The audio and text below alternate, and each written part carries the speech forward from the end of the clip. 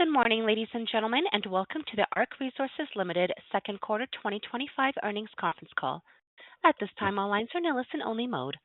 Following the presentation, we will conduct a question-and-answer session. If at any time during this call you need assistance, please press star zero for the operator. This call is being recorded on Friday, August 1st, 2025. I would now like to turn the conference over to Dale Lewko, Manager Capital Markets. Please go ahead. Thank you, Operator. Good morning, everyone, and thank you for joining us for our second quarter earnings conference call.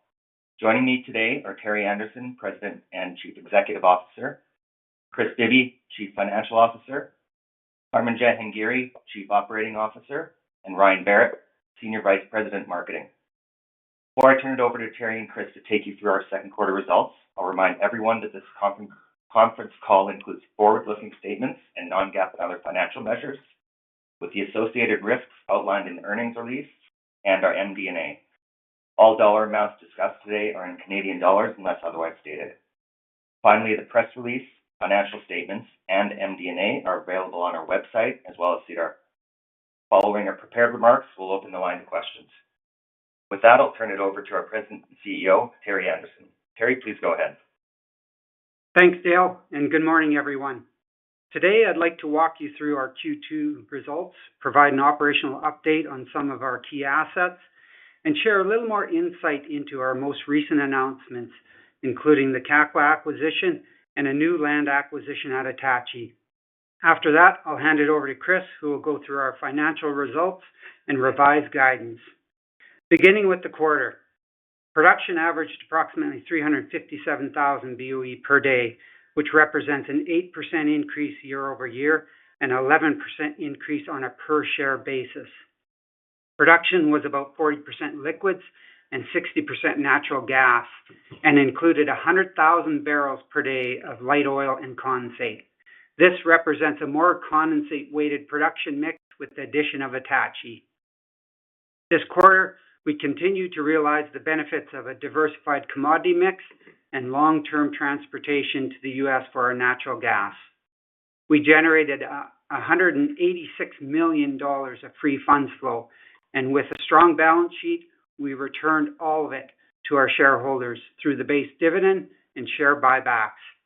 We believe buying back our shares represents an accretive use of capital, so we plan to return essentially all free cash flow to shareholders in this manner for the foreseeable future. Turning now to Kakwa.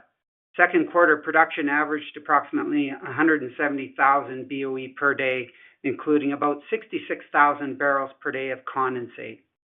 In early July, we closed our agreement to acquire Kakwa assets from Strathcona, which adds approximately 40,000 BOE per day of production, including 11,000 barrels per day of condensate. The assets are directly adjacent to our existing development, extending the inventory duration of Kakwa to 15 years.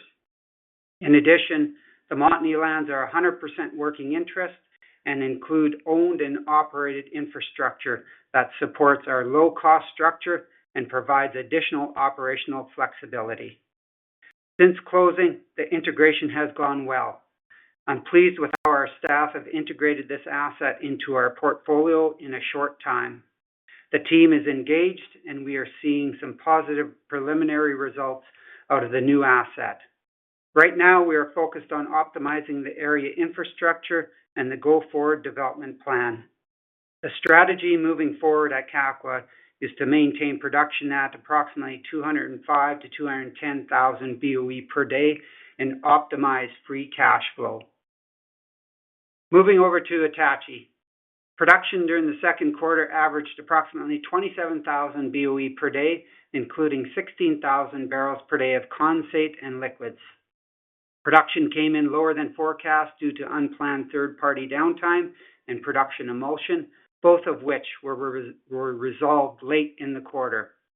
Today, the plant is operating as expected.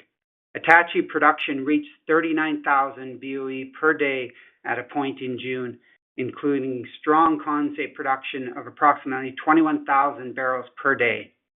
Our last three pads have been successfully drilled, completed as planned, and are being placed on production as I speak.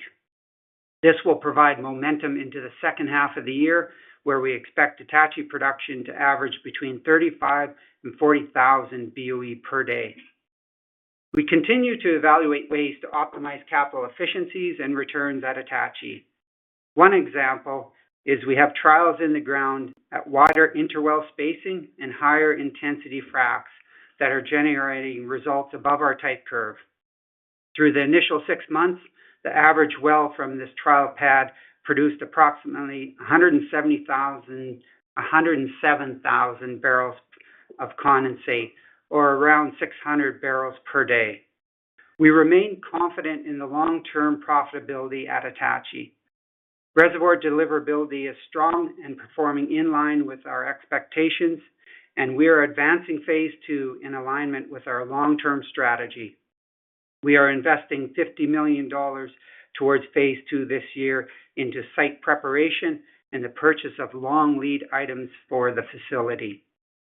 In addition, we're excited to have acquired more land at Attachie through a unique development agreement with Sa-Daneza Energy, a limited partnership owned by Halfway River First Nation.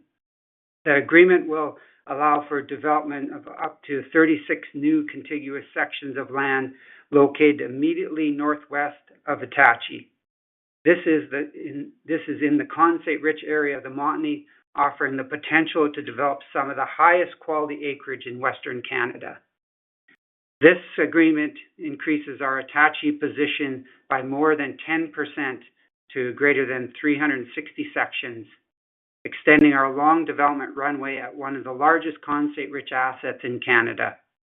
We look forward to integrating this opportunity into our long-term development strategy and at Attachie and working alongside Sa-Daneza Energy.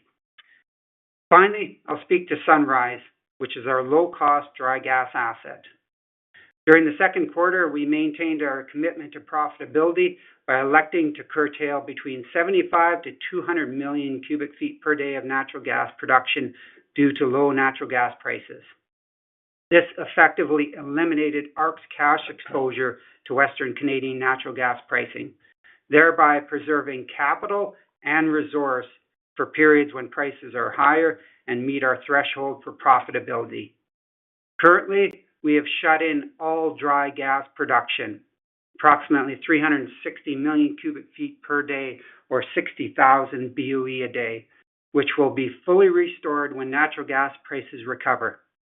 We expect that will be later this year as the ramp up in LNG Canada coincides with the conclusion of seasonal pipeline maintenance that is underway today. With that, I'll hand it over to Chris. Thanks, Terry. Good morning, everyone. I'll discuss our quarterly financial results, followed by an overview of our guidance. As it relates to the quarter, we delivered average production of 357,000 BOEs per day, which was in line with analysts' expectations. Cash flow of $1.17 per share was 5% above analyst estimates on average, while free cash flow of $186 million was approximately 90% above analyst estimates, as capital spending came in below expectations. Light oil and condensate production was roughly 100,000 barrels per day in the quarter, a 34% increase from the same quarter last year. Despite the volatility in WTI, condensate fundamentals remain constructive.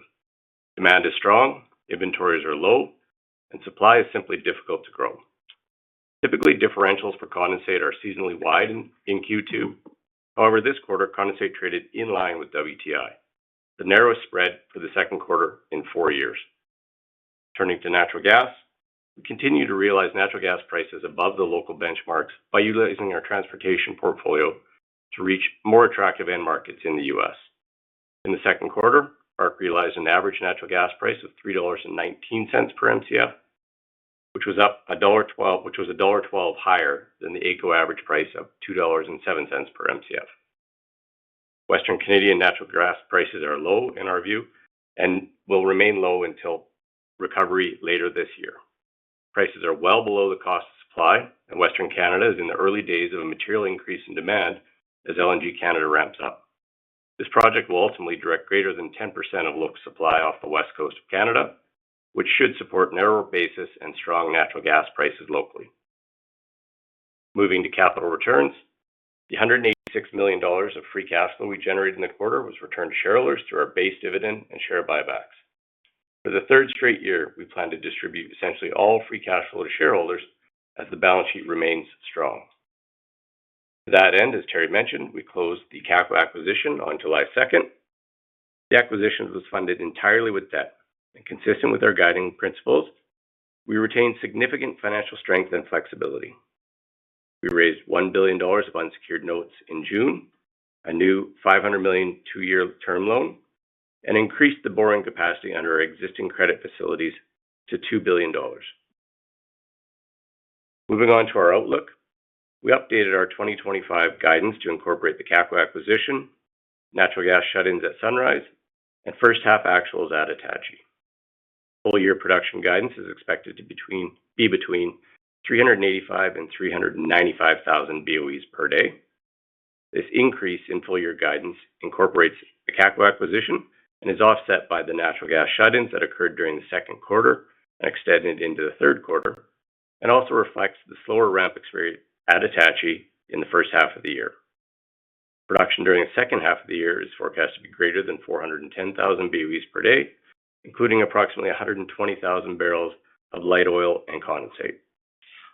This reflects production from our acquired assets at Kakwa, restored production at Sunrise late in the year, and Attachie volumes between 35,000 to 40,000 BOEs per day. In terms of capital, we expect to invest between $1.85 and $1.95 billion in 2025, an increase from the previous guidance of $1.6 to $1.7 billion. This increase reflects $150 million to sustain production on the acquired Kakwa assets and approximately $50 million of investment towards Attachie Phase 2. Finally, operating cost guidance increased 50 cents per BOE to between $5 and $5.50 per BOE. Increase on a per BOE basis is driven by higher water handling costs at Kakwa, lower Sunrise volumes from shut-ins, and the Kakwa acquisition. The Sunrise asset has a very low operating cost as a dry gas asset, so curtailing production naturally increases operating costs corporately on a per BOE basis. At strip pricing and based on our updated guidance, we expect to generate approximately $1.4 billion of free cash flow. Once again, we plan to return essentially all of it to shareholders through a growing base dividend and additional share repurchases. With that, I'll pass it back to Terry for some closing remarks. Thanks, Chris. To close, we remain committed to executing our strategy to grow free cash flow per share through profitable investment in the Montney and share buybacks. With our recent acquisition at Kakwa and the land consolidation at Attachie, we have further extended our top-tier Montney inventory, reinforcing our position as the largest Montney producer with decades of development ahead of us. Over the near term, we are focused on operational execution at Attachie, optimizing our recently acquired asset at Kakwa, and capturing capital efficiencies across our asset base. We are on track to drive record production and condensate volumes in the back half of the year, and at current strip prices, generate approximately $1.4 billion of free cash flow this year, all of which we intend to return to shareholders. Thank you for your continued support. Operator, you can open the line to questions. Thank you. Ladies and gentlemen, we will now begin the question and answer session. Should you have a question, please press the star followed by the 1 on your touch-tone phone. You will hear a prompt that your hand has been raised. If you wish to decline from the polling process, please press the star followed by the 2. And if you are using a speakerphone, please lift the handset before pressing any keys. The first question comes from Sam Burwell at Jefferies. Please go ahead. Hey, good morning, guys. You called out the solid early results from the pad that was trialing wider spacing and the more intense completion. So just curious, what sort of incremental capital, if any, is required for that? Like how much wider is the spacing and how much more intensely are the completion designs? Hey, Sam, this is Armin. It's hard to answer that question because obviously as you increase the interval spacing, you require less well bores or fewer wells. but at the same time, you increase or spend some of that capital that you save from drilling the well into fracking. So I would say probably you can assume that you're remaining effectively neutral by moving capital from one bucket to the other. Okay, great. That's helpful. And then a peer of yours called out that there's heavy August pipeline maintenance, which is restricting gas egress and helping drive AECO to its currently low levels. But do you, first of all, share that view? Do you think it can be resolved once that maintenance is complete? And then I guess sort of related to that, what's your view of the LNG Canada ramp thus far? Is it in line with your expectations or a little bit slower than you anticipated? Yeah, hey Sam, this is Ryan. Just in terms of the pipeline maintenance, obviously I think that is correct. We're seeing extremely low prices here in Western Canada right now. Some of it was projected, some of it is obviously a result of continued supply being maintained. When we look at LNG Canada, I think when we look at the projects that happen on the Gulf Coast, we actually thought LNG Canada's quite in line and actually maybe slightly ahead of where some of those project startups have been. So, we were fully expecting volatility, and obviously we're seeing that today. Moving throughout, September, October, I think we expect to see prices recover back to our normalized level. Okay, understood. Thank you. Thank you. The next question comes from Patrick O'Rourke at ATB Capital Markets. Please go ahead. Hey guys, good morning, and thank you for taking my question.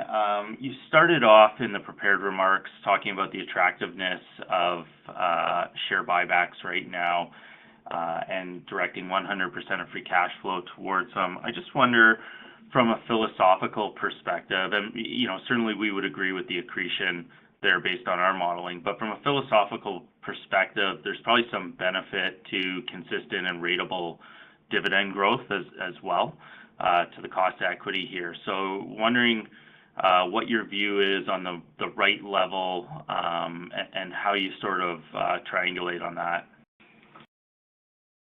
You bet. Hey Patrick, it's Chris here.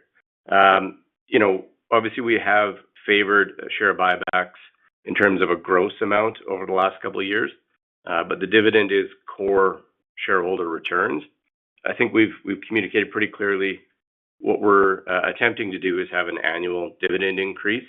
And so we have not had a dividend increase yet this year, but it's certainly still something we review every quarter. And if you recall, kind of in our balanced capital allocation approach, what we would like to see is a dividend payout ratio of cash flow of roughly 15%.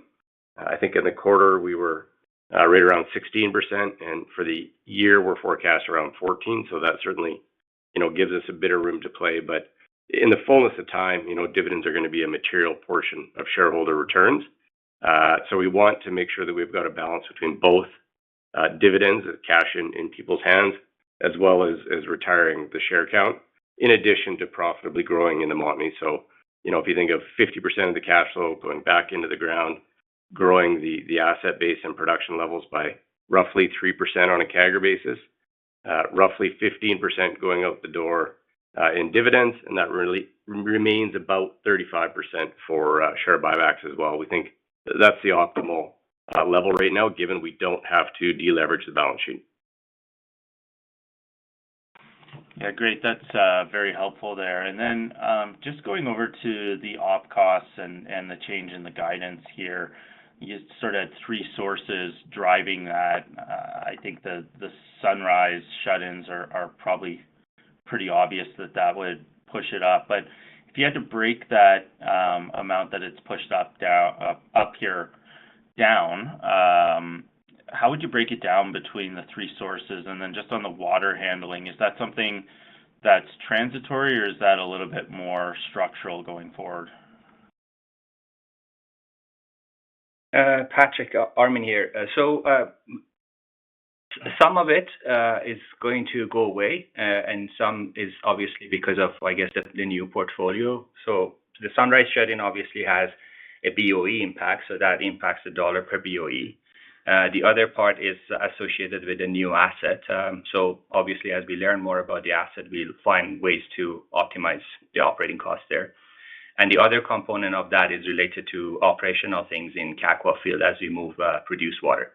So as we look at maybe those buckets, maybe you can look at 1/3, 1/3, 1/3 in terms of the impact, in terms of the increase. And obviously, some of those are stuff with planning and spending a bit more capital over the next few years, we can start to curtail or impact. Okay, thank you very much. Thank you. The next question comes from Aaron Bilkowski at TD Cowen. Please go ahead. Thanks. Good morning. Would you guys be able to talk a bit about how you intend to spread Attachie Phase 2 CapEx across 2026 and 2027?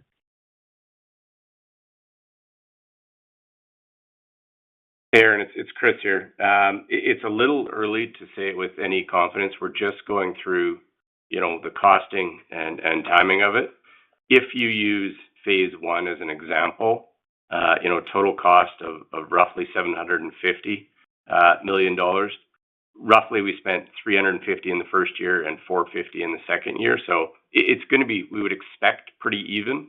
But as you recall, once we, sanction a project, really that just shifts over to Armin and his team, and it's up to them to deploy the capital as efficiently as they can. We don't worry about it too much from a quarter-to-quarter basis, just to get the project done as efficiently and safely as possible. Okay, thanks. Maybe I can ask a follow-up question on CapEx. This is more on the corporate level. It looks like you plan to only spend marginally more CapEx in 2026 than in 2025, despite ramping up capital at Attachie. What areas are you planning on spending less on next year? As we're just getting into the planning phase for 26, as I mentioned, the big moving parts, you're going to have Phase 1 Attachie capital coming down as we are over our, initial high decline and into more of a stabilized rate. You obviously heard us mention a little bit less capital at Sunrise from the shut-ins that we're currently experiencing. And then we will be obviously bumping it up a bit annualized for the new Kakwa assets, which in 25 happen to be a bit back half weighted. So we wouldn't expect it to be double what we're spending this year in terms of the 150.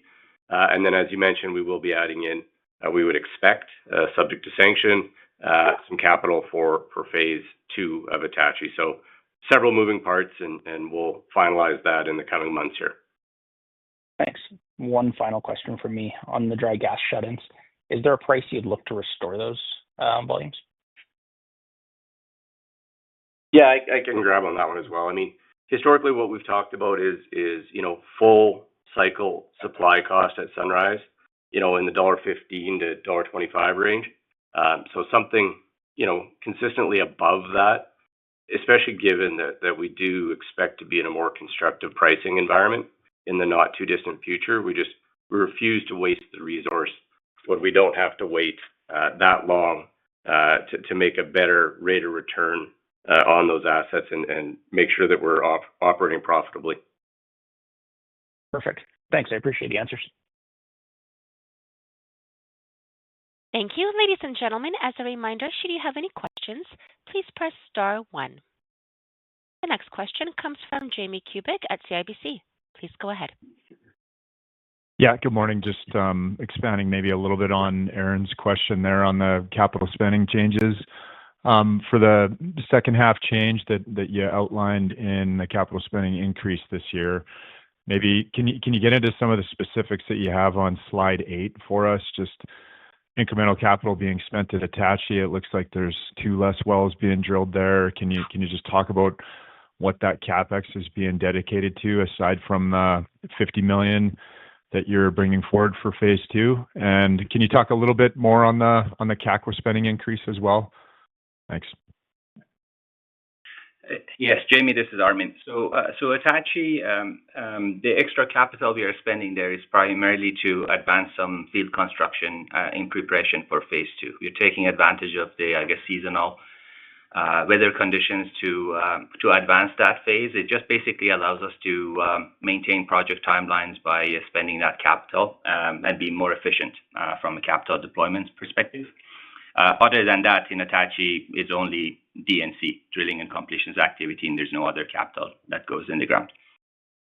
In terms of Kakwa, obviously the incremental, the big bucket, the $150 million is the capital that is for that Strathcona Kakwa East asset.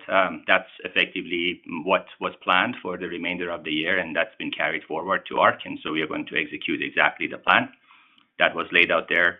And the other $50 million bucket, this time of the year, it gives us the flexibility to be able to optimize the schedule as we approach the end of the year. There are some white space. There are things we can do to optimize the production for next year. So it gives us some flexibility to deploy that capital to manage production and capital for 2026.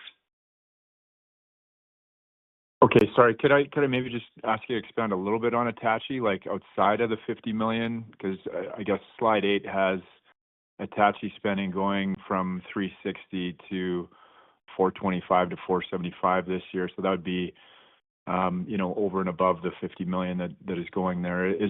Are the completions more expensive? Just anything else on that side, Armin, if you don't mind. Yeah, no. So Jamie, we talked about some of the design optimization in Attachie that Terry alluded to earlier on, like higher intensity fracs. Obviously, we have to spend a bit more money on some of that stuff. And in addition to that, some mitigation measures for casing deformation that we experienced at the beginning of the year. We put some of that in the ground to be able to manage that. The last few pads that we have completed, we have not seen any casing deformation. So some of that is associated with that. We can go through more details if required, one-on-one. Okay, that's great. I appreciate it. I'll hand it back. Thank you. The next question comes from Kelly Akamine at Bank of America. Please go ahead. Good morning, guys. I want to follow up on the Kakwa CapEx. So the $150 million increase that we're seeing in the second half of this year, I suppose that's the cost of you guys taking over Strathcona's plan, but you guys have better best practices than they do, and that's going to bring this cost down. So on a full year basis, what's your best guess on that the incremental capital from that new asset, and where do you guys think you can take it? Clay, it's Chris here. It's really the 150 you're seeing in the second half of the year. We took over this asset, mid-drilling of pads and stuff like that. So that's kind of what activities they had planned.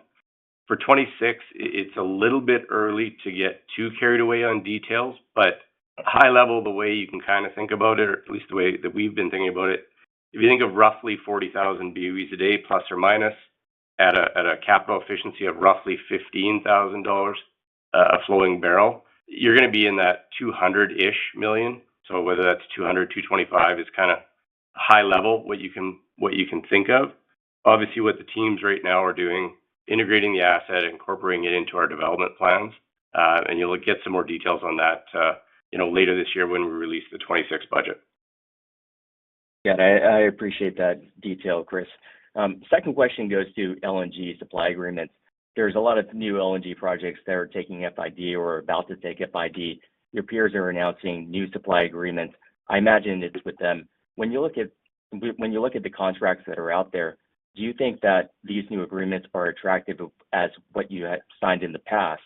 And are you interested in adding more to your marketing book?